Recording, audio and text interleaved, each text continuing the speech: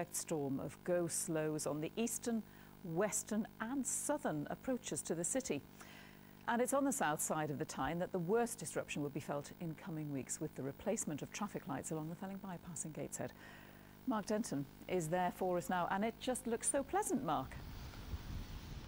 Yes, it's not pleasant. You know, this bit of road, even in the best of times, on the best of days, you can get traffic queues down here. Today is not the best of days, and not just because of the atrocious weather that we've got here tonight, but also a new set of traffic works or roadworks on this road starting today, which we'll hear about in a moment. But you know, this isn't the only area of the northeast and Cumbria where motorists are having a trying time, as I've been finding out. They crawled into work this morning, and tonight they crawled home again.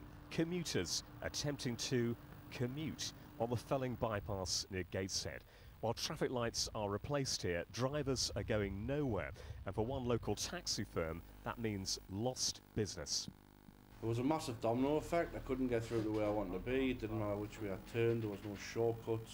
Everyone was trying to get the next port, and they couldn't because of the bypass. It was mad. We lose custom. I mean, when a customer cancels because you can't get a call to them, they'll ring someone else.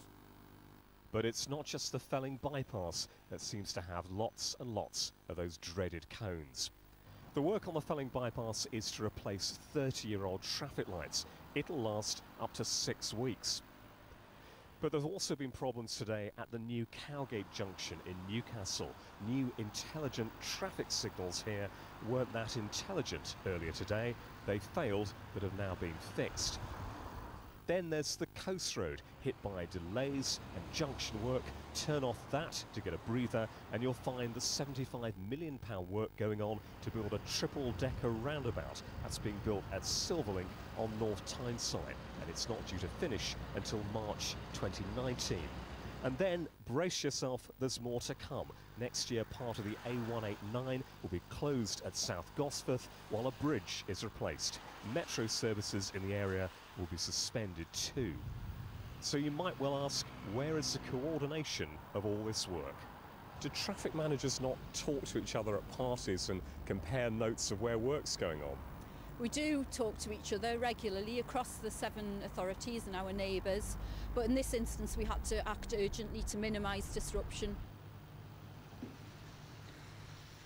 And I guess minimising disruption is what we all want, but we may have to wait just a bit for it, because tonight another set of roadworks could be about to be approved. Newcastle Council discussing whether to approve a new roadworks section at Hadrick's Mill. That's not far away from that bridge in South Gosforth that I featured in my report there. That work will start next winter. It will be completed by 2019. Carol, surely we must help that it will be lovely when it's all finished. Back to you.